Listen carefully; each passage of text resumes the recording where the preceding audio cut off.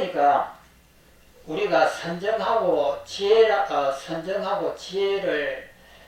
두 가지로 이렇게 나누는데, 선정은 집중력이고 지혜는 관찰이에요. 관찰과 분석입니다. 그러면은 제가 이렇게 지금 여기서 이렇게 밥을 먹으면서 이렇게 손을 움직여 보면은, 이 그냥 눈으로 보면은 팔이 움직여요. 그런데 정신을 딱 집중시켜 가지고 이것을 보는 순간에 팔에 움직임이 없습니다. 그러면 움직임이 없는데 이 순간에 선정이 쌓이는 거예요. 그것을 딱 발견하는 그 순간에 보면은 내 정신은 집중이 되어 있고 일체 사물이 사라져 있습니다. 그래서 텅 비어 있거든요. 이렇게 손을 갖다 이렇게 할 때도 이렇게 비어 있습니다. 비어 있는 이 선정에 의해 가지고 지혜가 나오는 거예요. 무슨 지혜가 나오냐면, 이렇게 손이 움직이는 것은 가짜야, 이것이 가짜구나라고 하는 지혜가 나옵니다. 그러니까 공부의 핵심은 반드시 선정이 되어야 된다는 점이에요. 선정이 되면은 이 사물이 부서져요. 그러면 선정 자체에서 이 팔의 움직임을 보면은 움직임이 없는 거예요. 그래서 이 움직임이라고 하는 것이 있다라고 이때까지 생각했는데 이 움직임이 없구나, 이거 깨닫는 거예요. 그럼 이것을 어떻게 깨닫느냐? 선정이 안 되면 못 깨닫는다 이 말이에요. 그러니까 우리도 항상 우리 수련할 때 보면은 여기 있다가 또 히말라야에 갔다가 바닷가에 갔다가 또 내 안방에 왔다가 이렇게 움직입니다. 움직이는데 나는 여기에 수련하고 있습니다. 나는 전혀 안 움직여요. 바다라고 하는 그림이 쫙 펼쳐져 있을 때는 바다라고 하는 것이 있는 것 같았습니다. 그리고 히말라야라고 하는 것에 그리 보면은 내가 또 히말라야 꼭대기에 있는 것 같아요. 그리고 또 내 집에 와갖고 내 안방에 앉아 있으면은 내 안방에 있는 것 같아요. 그런데 나는 이 수련원에서 공부하고 있는 거예요. 그러면 이것을 가만히 관찰해 보면은 그 속에 움직임이 없는 것을 눈치를 챌 때가 있습니다. 그것이 선정이에요. 그러면 그 움직임이 없는 그 상태의 입장에서 보면은 히말라야도 가짜고 바닷가도 가짜고 내 안방도 가짜예요. 그러면 그 선정이라고 하는 것은 보면 세계가 다 깨져버린 거예요. 깨져 있는 그 입장에서 보면은 히말라야도 가짜고 내 안방도 가짜고 바닷가도 가짜고 일체가 다 허상이구나, 이것을 깨달아낼 수가 있는 거예요. 이것이 지혜라고 그렇게 합니다. 그러면은 우리가 특별하게 수행을 할 것이 없습니다. 항상 내 몸의 움직임과 내 말하고 내 마음 움직임을 가만히 볼 수만 있으면은 금방금방 이렇게 알아져요. 그러면 이렇게 깨닫는 것이 사향입니다.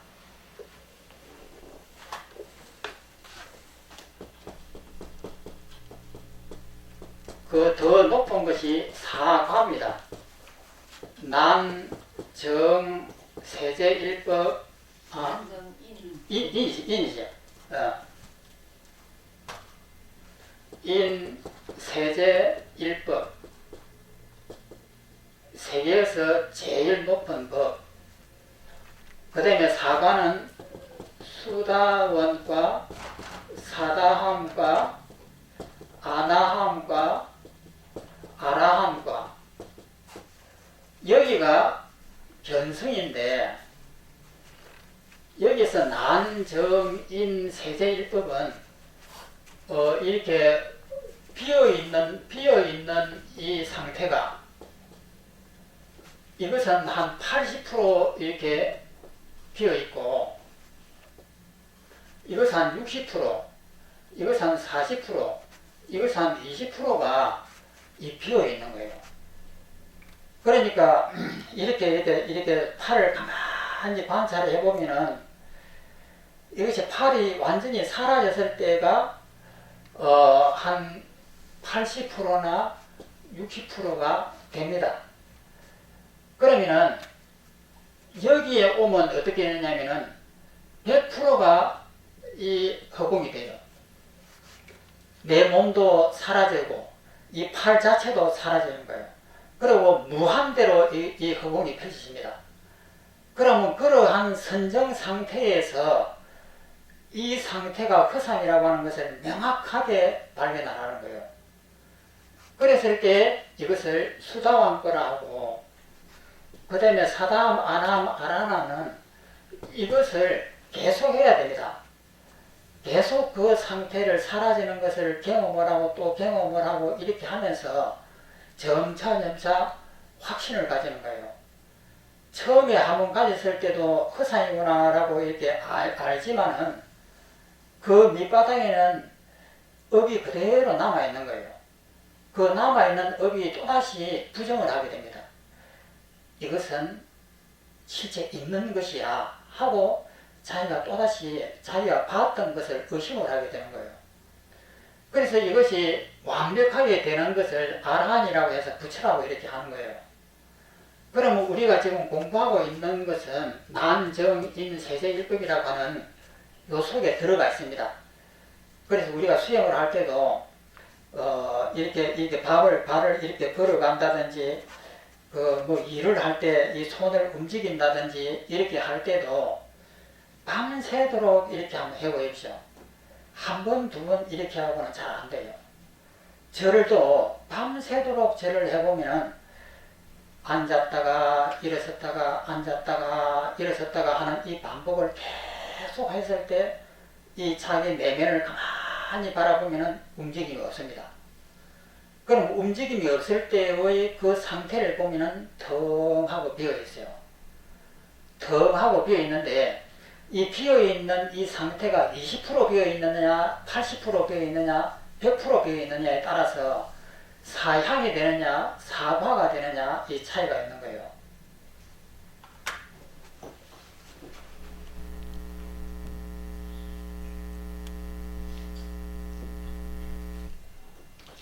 그 다음에 문 유여열반은 무엇인가? 이 위에는 그 위에 두 번째 줄에는 무여열반이라고 하고 여기서는 유여열반이라고 합니다. 무여와 유여의 차이는 무엇일까?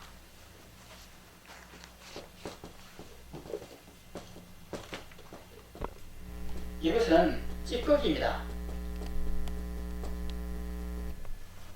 찌꺼기가 남아있는 것, 찌꺼기가 없는 것, 이것을 이제 유여열반, 무여열반이라고 이렇게 하는데, 여기서도 이것이 명확하게 설명이 안 되어 있기 때문에 경전에서도 보는 사람에 따라서 다양한 이론이 나옵니다. 그래서 유여열반이라고 하는 것은 살아있는 사람이 완벽한 멸진정을 얻었을 때입니다. 그렇지만은 살아있는 사람이 일체가 다 허상이고 공하다라고 하는 걸 알아도 배고픔이 있는 거예요. 그리고 일을 많이 하면은 팔다리가 막 이렇게 몸살이 나고 아픕니다. 그러면 마음은 일체 집착을 떠나 있지만은 나는 죽어도 괜찮다라고 생각을 하면은 다 공하지만 배고픔이 있는 거예요. 그리고 몸이 아프면은 열이 나고 아픈 거예요. 이것을 유여열반이라고 합니다. 살아있는 사람은 누구든지 저렇게 될 수밖에 없는 거예요. 그러면 무여열반은 뭐냐면은 죽었을 때, 자기 몸이 죽어버렸을 때, 유효열반을 성취하는 사람이 죽어버리면 고통이 없습니다. 또 하나는 삼매에 들었을 때, 선정에 들면 고통이 사라집니다. 그래서 선정에 들었을 때와 죽음이 됐을 때를 무효열반이라고 한다. 이렇게 제가 보는 견해에서는 이렇게 저는 이해를 합니다. 그래서 유효열반하고 무효열반을 경전에서는 정확하게 이런 구별이 없습니다. 그래서 유효열반은 우리가 살아있는 사람이 멸진정을 얻어가지고 마음은 자유롭지만은 몸이 있을 때는 어쩔 수 없이 유효열반이다. 그 다음에 무효열반은 선정에 들어있으면 일체의 예고가 차단이 되어버립니다. 그렇기 때문에 고통이 안 일어나요. 아무리 서가모니 부처님도 마지막에 마지막 음식을 잡숫고 식중독이 일어나고 굉장히 고통스러워하는 모습을 보입니다. 그러면서 아난을 보고 시자로 인한 아난을 보고는 아난아 내가 몹시 고통스럽다. 나를 좀 이게 눕혀다오. 이런 그 마지막 말씀이 있거든요. 그런데 거기에서 서가모니가 선정에 들어갑니다. 그 선정에 들어가면 금방까지 얼굴에 고통스러웠던 흔적이 사라져버려요.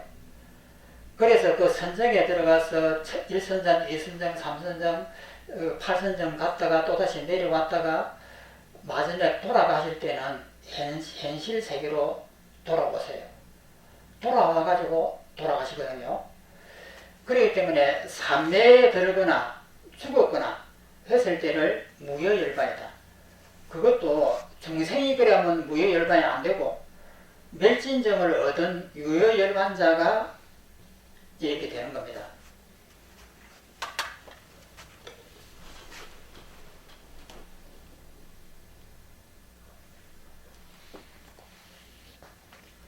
그 다음에 답.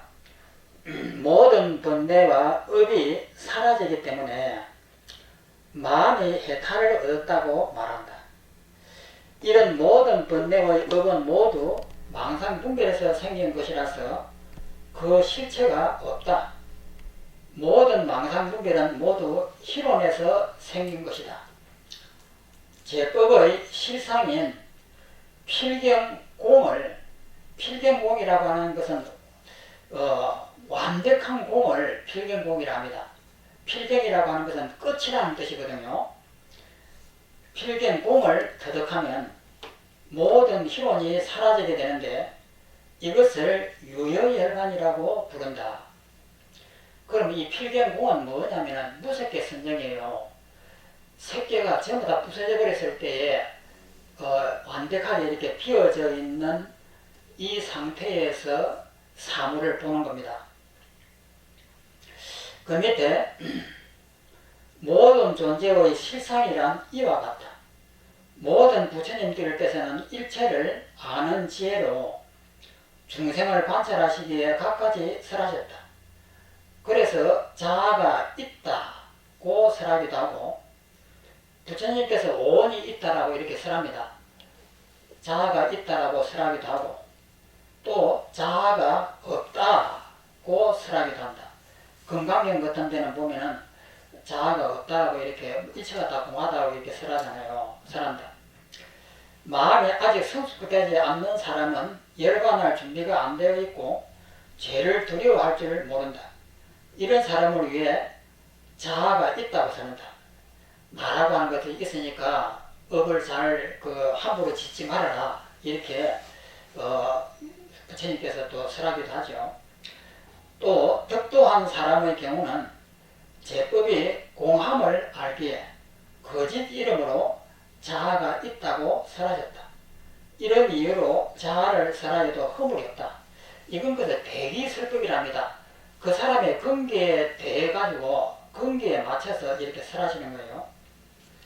또 도시나 지계, 계율을 지키는 등의 복덕을 행하고 생사의 고뇌를 치료하여 벗어나고자 하지만은 열반이 영원히 소멸하는 것일까 두려워하는 사람들이 있는데, 그 열반이라고 하는 것을 잘못 이해해가지고 완벽하게 없어지는 것이라고 이렇게 생각하는 사람이 있는 거예요.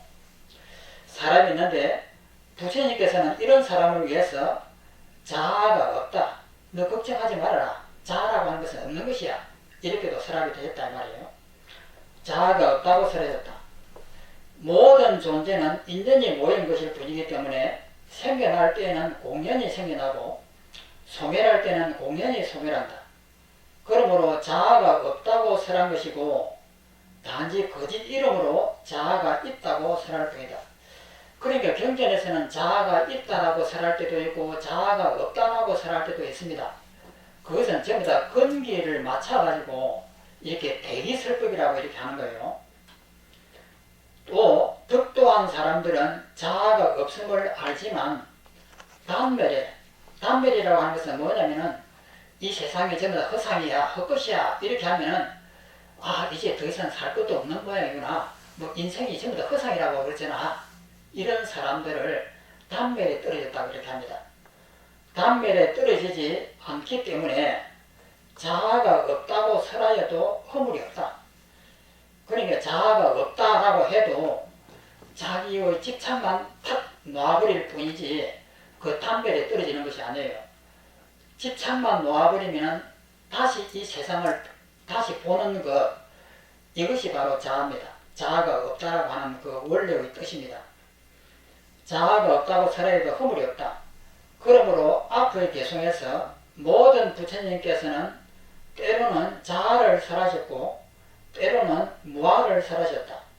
진실 중에서는 자아라거나 무아라고 설하지 않으셨다고 설한 것이다. 그러니까 전부 다 자아